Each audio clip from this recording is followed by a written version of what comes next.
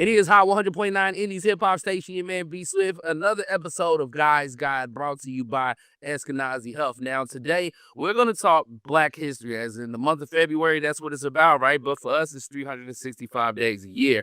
And I'm bringing a young man who I've become a friend of and someone I know who is Blacktastic 365 days a year, 24 hours a day. Brother Shabazz, Jamaal Shabazz. What's up, family? How are you? Peace, my mighty black man. I'm good, man. Woke up black, get to go to sleep black, then I get to wake up be black all over again. So hey, don't get no black-tastic in that. And I love it, and I appreciate you taking some time out. First off, before we go any further, I would love for you to introduce yourself to our audience and let them know what you and what you represent. For sure. First, just thank you not only for what you do, but for who you are, brother. You're doing some great work out here and great service for the people. But my name is Jamaal Shabazz. I go by Brother Jamaal. Born and raised in Indianapolis, Indiana. When I was in the military, I'm 28. When I was in the military, I picked up on reading Afrocentric and Black focused books, literature, other works and materials, and that information from those books also helped me gain inspiration to create my board game to teach the Black history, Black culture. Close to getting a funder, so I get more of those. So it's sold out. I have a free app that you can download to teach you Black history, Black culture. A lot of people know me from my viral videos on social media, my lecture speeches, my youth programs. My animated series and everything else I have that's can give you some re-education, inspiration, and have fun all at the same time. No, and that's what you're doing an amazing job. And when I hit you, I'm like, bro, I got something. I need you. And I know we just did a project together a couple weeks ago that was Yeah. based on Indianapolis and some of the culture. But today's project was a little bit more special because, again, it's February. It's Black History Month. It's all about us. And again, this is something you celebrate 365 days a year. It's not just 28 days in a month for you. This is life for you. And I thought it would be perfect. Not only that, we lost one of our key figures into that's really a part of Black history when we talk about Reverend Jesse Jackson. So I thought it would be great to have you on. And my first question for you is Black History Month. We are in a time where they are trying to erase what we've done. Mm-hmm. How do we as people continue to celebrate when we are slowly being erased? Mm. First of all, that's a great question, brother. One thing about our people, well, when it comes to us, our resilience, we've done so many great things. We've had so many contributions, not just to Black people, but to the world when we've been in situations that have been, difficult and challenging for us. If no matter how far you want to go back, and it's nothing new. But in order to gain the inspiration to persevere and to be able to triumph and have fortitude, and be able to thrive in the current political, social, and economic predicaments we're in today, we have to study history first because that'll give us that inspiration to be like, you know what, we can persevere through this because a lot of our people don't think we can do it because they just haven't studied history yet and connected the past to the present. We've been able to thrive when we've been forced with a lot of challenges when it comes to the Black arts movement. We use our unique sense of creativity, ingenuity, and authenticity to persevere through the economic challenges and political, social challenges we're being plagued with. The Black Panther Party, the Civil Rights Movement, Indiana Avenue here in Indianapolis. All these mass Black efforts and movements, they implemented historic methods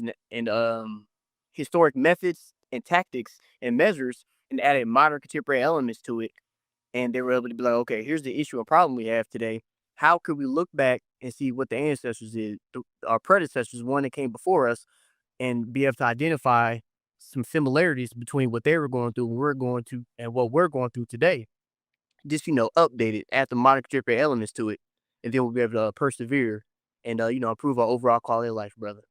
No, and that's very important, like you say, because we've seen it and it's back. Like to know what this administration is doing, unfortunately, when you look at some of the things and some of the things that's being taken away, and we don't realize it's harmful at this moment. Some of us might not realize that it's harmful at this moment. Have you? I'm gonna ask you this because I think where we are today. Have you seen Tyler Perry's new movie, Joe's College Trip?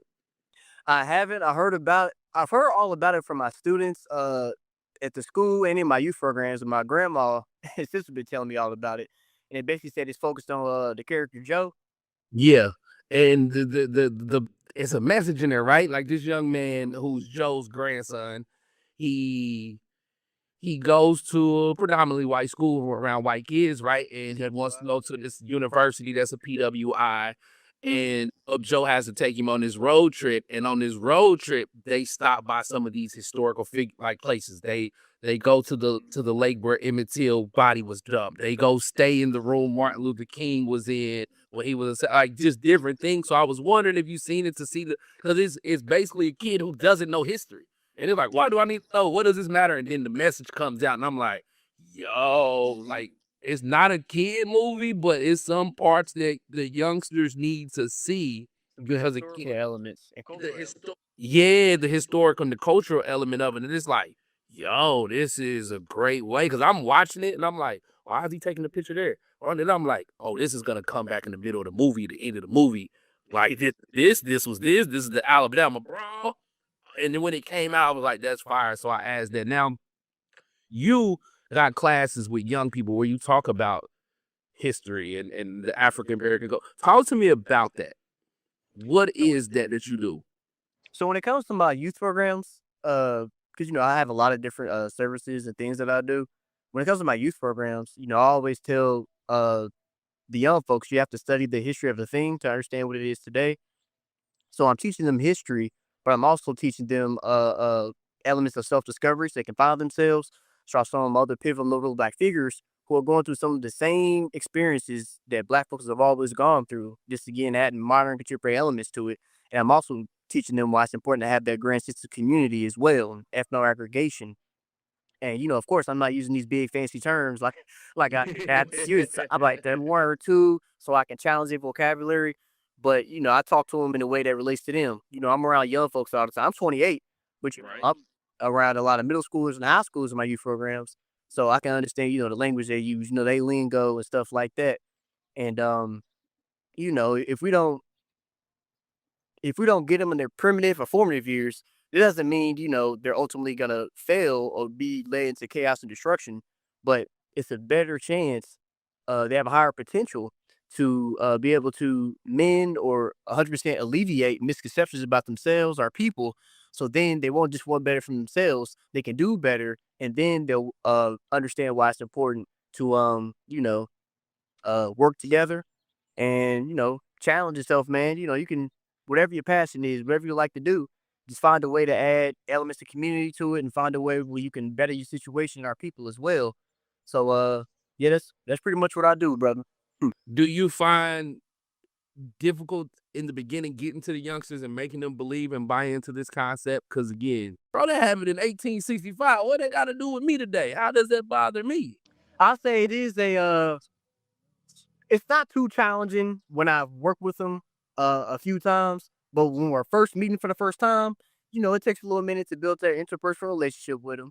But I'll add kind of pop culture and what's in now, trends and stuff. Like I did a youth program with Ted Hardy and Bucks, and I had brothers like Astro Speed on there, right? Because Astro Speed just did a tour or he did a stream in Africa. He toured 20 countries.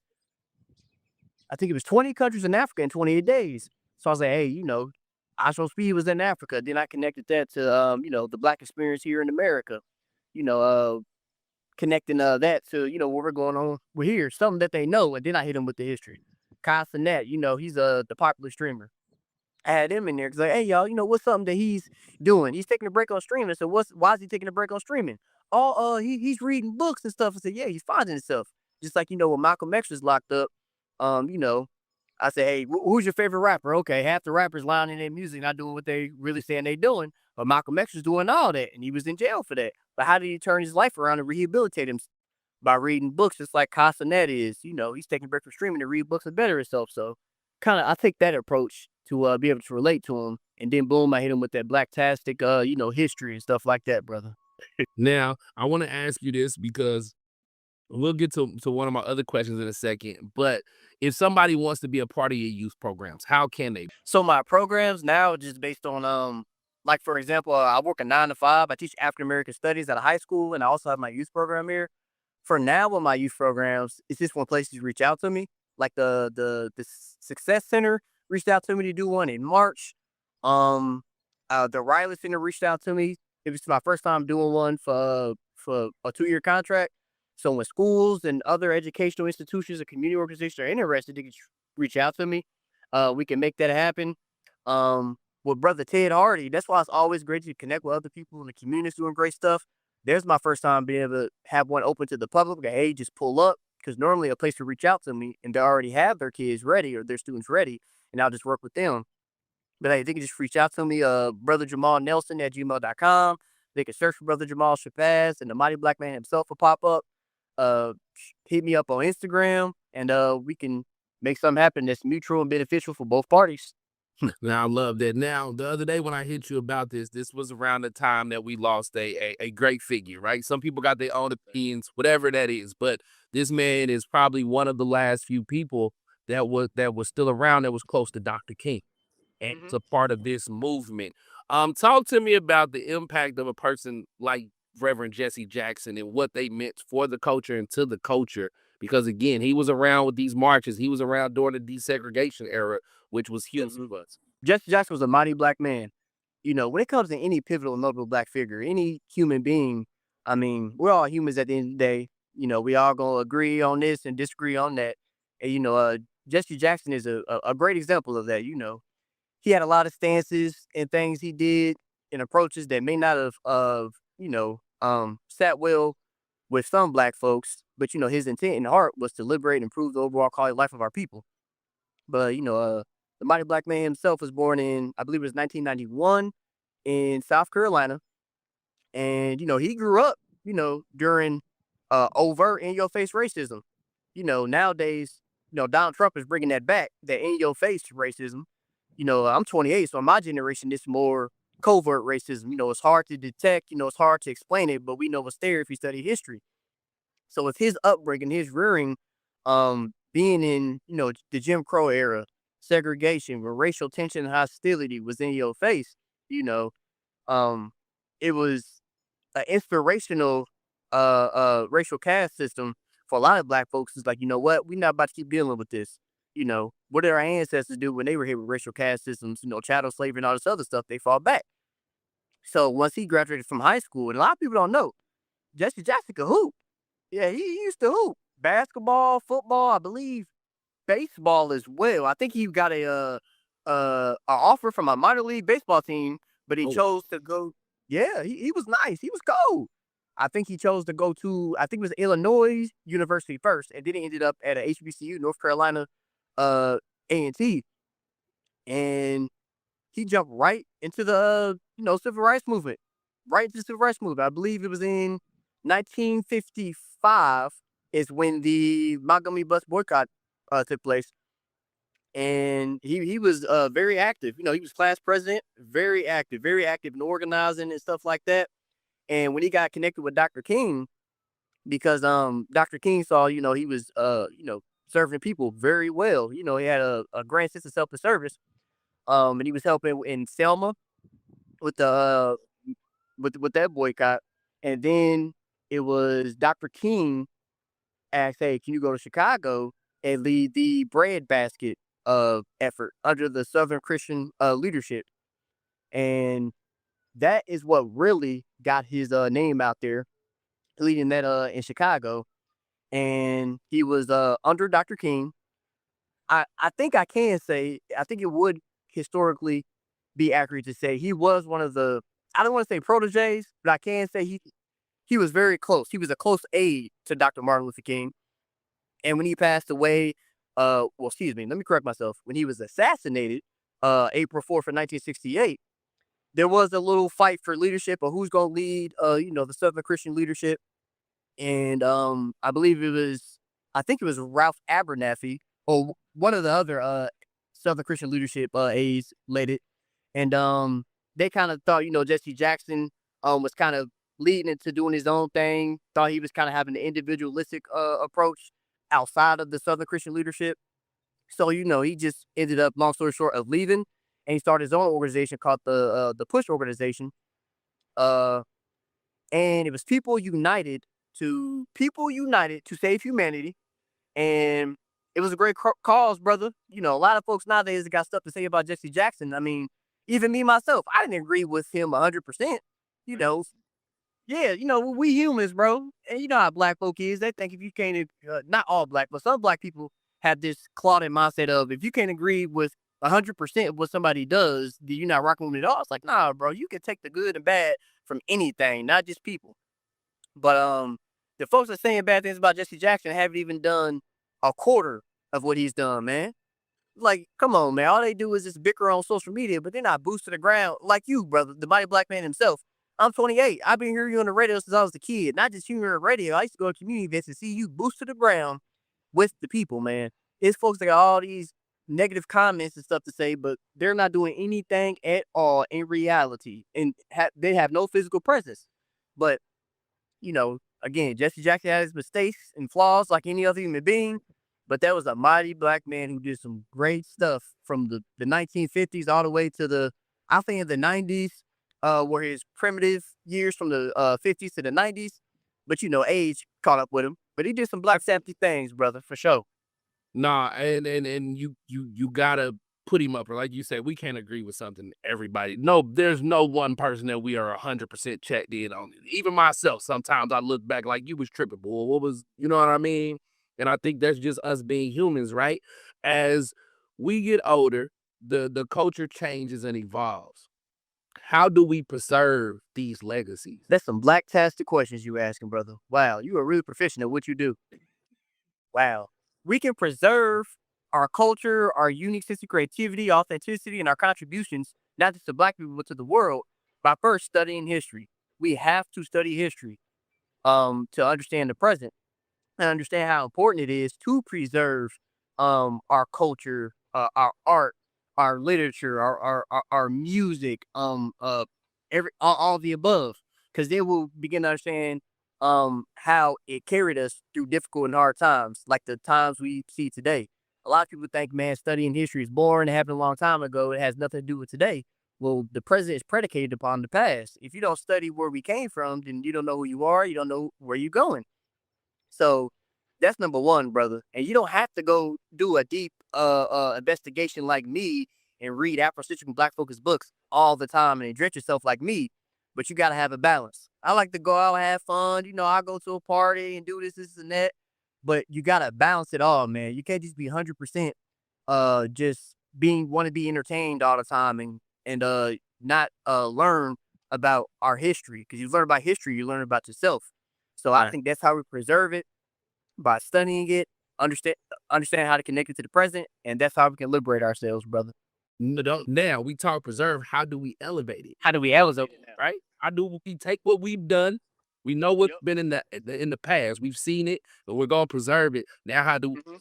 we elevate it even more to keep the legacies growing? I think it comes with sacrifice, brother. You know, we're in a new age of a new era of black folks, you know, when it comes to our mentality, right? Because like I said earlier, a lot of us have not been presented or been exposed to overt in your face racism. So some of them don't really put black progression or black advancement at the forefront, or as like that's the number one thing like our ancestors did. Because we think, you know, that ain't important no more. My job position is more important. Man, getting money is important. They put materialism over our people first now, and that's due to Eurocentric and white indoctrination and socialization and Americanism as a whole, especially with what they're forcing into us on social media and in ads and in the entertainment industry. But we can propel it with all these things. We have the rapidly progressive technological era now, man. Like we can do this now, propel it by adding modern contemporary elements to it, and we can do it on more of a mass scale or to a more of a expansive degree. So we can do it by sacrificing. Like, hey, man, instead of going to the club every weekend or 2 or 3 days out the week, why don't you go once or twice out the month and then go to a community event? Or what are your unique talents, abilities, and skill sets that you have? How can you contribute that to going to at least 1 or 2 community events out the month? You feel me? Like, Yep. that's how we do it with sacrifice, man. And our people gonna have to understand, you know, if you study history, we sacrifice all the time, but they still enjoyed their lives. They just weren't, you know, just wanting to have that individualistic mindset all the time, like not all of our people, but a good majority of our people have today, brother. If you could give somebody out there like 3 books to read, because give me 3 great books that somebody could read. I figured you would like this question. For sure. I'll say out of the 200 plus Afrocentric and Black focused books in my collection that have led to me, to make my app, my board games, youth programs, all the above, I would say the autobiography of Malcolm X, as told by Alex Haley. Some people have some disputes because it was the autobiography of Malcolm X, but the Malcolm X wasn't a writer, so Alex Haley, who wrote Roots, was sitting with Malcolm X, and Malcolm X is telling his life to Alex Haley. And Malcolm X's proper name is El Haj Malik El Shabazz, because he changed his name again. But that book right there, like, man, that book came out in 1965, and he's recounting on stuff from the early 20th century when he was a teenager, and it's still applicable and relatable to Black folks today. You would have thought the book just came out when you read it. The autobiography from Malcolm X. I would also say The Falsification of African Consciousness by Dr. Amos Wilson, and also a book called All About Love by Bell Hooks. I would say those books will be a great. You know what? I'll take All About Love back. The New Jim Crow, Mass Incarceration in the Age of Colorblindness by Michelle Alexander. So The New Jim Crow, The Autobiography of Malcolm X, and The Falsification of African Consciousness by Dr. Amos Wilson. I would say those books will build you a great foundation to reshape and remold misconceptions about our people due to, being indoctrinated in America and being in, a society that puts Western or European or white values intentionally or not even deliberately sometimes above white customs, cultures, traditions, perspectives, or lenses, brother. Okay, I'm gonna check you out because somebody put me on a book. I haven't ordered it, and it's a series. The Spirits Destroy Black Boys. I don't want to mess the young man name. Jawanza Kajufu. Rest in peace, that mighty black man. He passed away last year by Jawanza Kajufu. I got some content on my social media about one of his lectures. It's one of my, I think that video is almost at 1 million. It's one of my highest videos, but I connected that book and his lessons to Tyson Chandler. A lot of brothers just like the hoop. When Tyson Chandler was coming out of high school, he's being heavily recruited by Nike, and they were pushing him to, sign this Nike deal over his education, which is what Jawanza Kajufu talked about in the 80s. So that's a good book, brother. We'll talk offline about that. We'll talk because somebody was like, you should read this, and then find some people to talk about it on one of the episodes. And I'm like, say less. Like, I'm going to get it. So I figured you would know. So we going to definitely talk about that. And before I let you go, man, tell the people where you gonna be at. I know you got some speaking engagements. I don't know if they're open to the public, but let them know, and also let them know how we can support and be a part and buy your games that you got, man. I think it's very important. For sure, mighty black man. Again, thank you not only for what you do, but for who you are. My first time, I've done events with colleges before, especially with the Black Student Union. My first time giving a keynote speech or lecture at a college is actually tomorrow at Marion University, but it's closed off to the students. The second one will be at the University of Indianapolis next Friday. It's crazy. My first time speaking at a college is going to be tomorrow, next Friday, but that's close to students as well. When it comes to my physical board games, they're sold out. A lot of people love them, but I'm looking for a financial investor so I can get more of my Black culture and Black history knowledge of board games. It allows you to laugh and learn. I'm close to getting an investor. I'm a regular brother. I work 2 9-to-5s, keep everything going. But if you want to check out my content on social media, my lectures and speeches that have been recorded on YouTube and my social media, my youth programs on social media, so you can see them as well, all my lessons, viral videos, my app, my animated series. Check me out on Instagram, search for Brother Jamaal Shabazz. You can Google my name, Brother Jamaal Shabazz, and I'll pop up. I'm looking for some investors so I can get more board games. And yeah, I'm always open to collaborate and implement ethno aggregation with anybody that's here to liberate and improve the overall quality of life of our people. Well, listen, man, I appreciate you for taking some time having this conversation with me during this pivotal time in the world and just Black History Month in general. I'm sure you'll be back because I'm going to read this book and I need somebody to discuss it with and help me understand some things and for people to understand because that's what this is all about. So, again, thank you for taking some time and being on the Guy's Guide today, brother. For sure. I appreciate you not just for having me on this platform, but inspiring me to do what I do, brother. Coming up seeing you is blacktastic, and thank you, brother, for inspiring me to get in touch with the people in the community, brother. No problem at all. That's another episode of Guys Guide powered by Eskenazi. I am BSwift, and this is my guy, Brother Jamaal Shabazz. Make sure you check him out on all platforms and get hip to what he's got going on. Thank you. Thank you, brother.